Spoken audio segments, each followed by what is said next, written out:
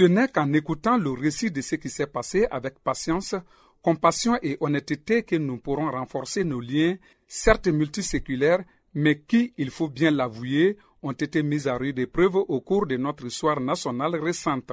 Nous devons admettre que le pardon, qui reste encore une valeur sociale forte dans notre pays, et la réconciliation durable tant attendue par notre peuple ne trouveront leur voie que dans la reconnaissance de la vérité, car la vérité est sans doute l'un des principes moraux les plus élevés. Et une citoyenneté fondée sur la vérité reste la base la plus sûre pour construire une nation forte et unie dans sa diversité. Bien qu'elle puisse être douloureuse, la vérité est une bombe que nous devons appliquer sur nos blessures. Ces blessures parfois anciennes, parfois plus récentes, ne se cicatriseront pas par les seuls effets du temps. Nous devons identifier leur nature, leurs causes profondes et leurs effets sur le corps de notre nation afin d'y apporter les remèdes les plus appropriés au-delà des mesures de réparation qui seront offertes aux victimes. Le chemin de Mustapha vers une vie de violence a commencé lorsque sa famille a été confrontée à des choix difficiles. Luttant pour survivre, la seule alternative qu'il voyait était de laisser Mustapha rejoindre un groupe armé qui leur apporterait à la fois sécurité et nourriture. Mustapha voulait aider sa famille et cela lui semblait être la seule façon d'y parvenir. Malheureusement, la vie au sein du groupe armé s'est avérée très différente de ce qu'il avait imaginé. Au fur et à mesure qu'il s'habituait à leurs tactiques violentes, il a été promis. Certains des jeunes enfants qu'il a recrutés ont été amenés contre leur gré et leurs familles ont été menacées. Mustapha sera finalement capturé par l'armée et jugé.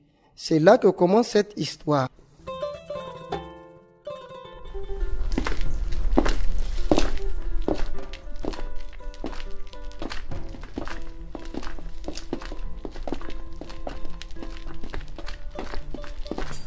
Voilà, tu as une nouvelle amie.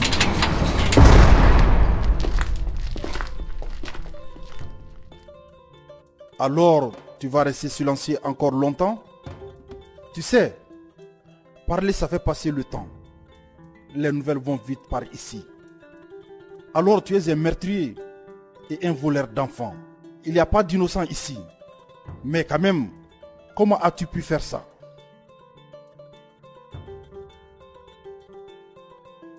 Je vous remercie d'avoir accepté de me recevoir et de répondre à mes questions. Pourquoi êtes-vous ici à la prison centrale?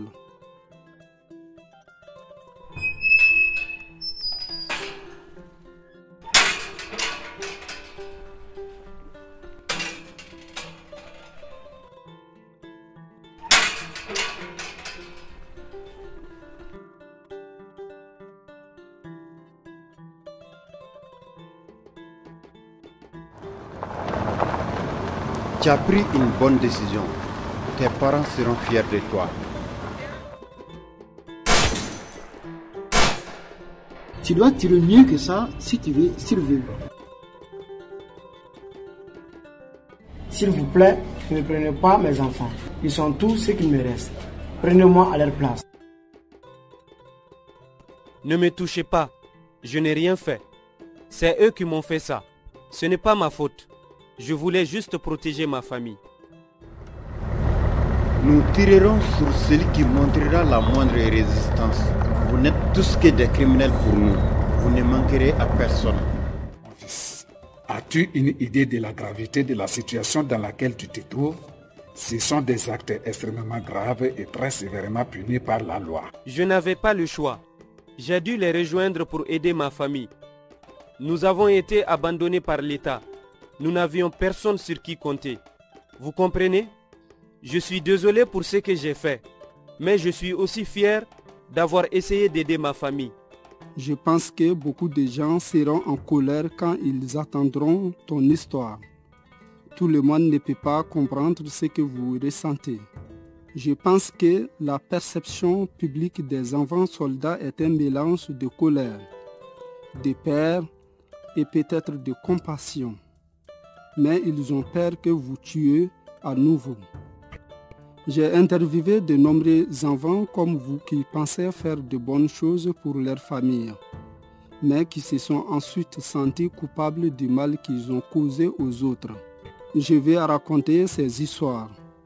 Je pense que le public a besoin de les entendre s'il veut t'aider maintenant. Comment ça s'est passé avec le journaliste? Je n'en sais rien. Vous devriez vous considérer comme chanceux parce qu'au moins, vous avez quelqu'un qui se soucie de vous, qui racontera votre histoire, comparé aux horreurs que vous et vos amis avez faites. Je suis un ange. Je n'ai fait que voler pour survivre.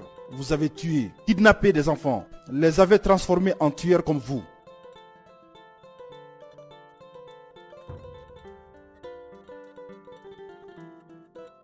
J'étais un de ces enfants il y a longtemps. Cela justifie-t-il ce que vous avez fait en tant qu'adulte? Vous auriez pu vous arrêter. Pourquoi ne vous êtes-vous pas enfui? Rien ne peut justifier ce qu'ils m'ont fait.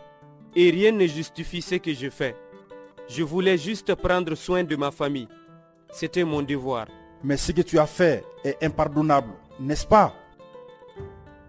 Je ne sais plus. Tout me semblait si clair à l'époque.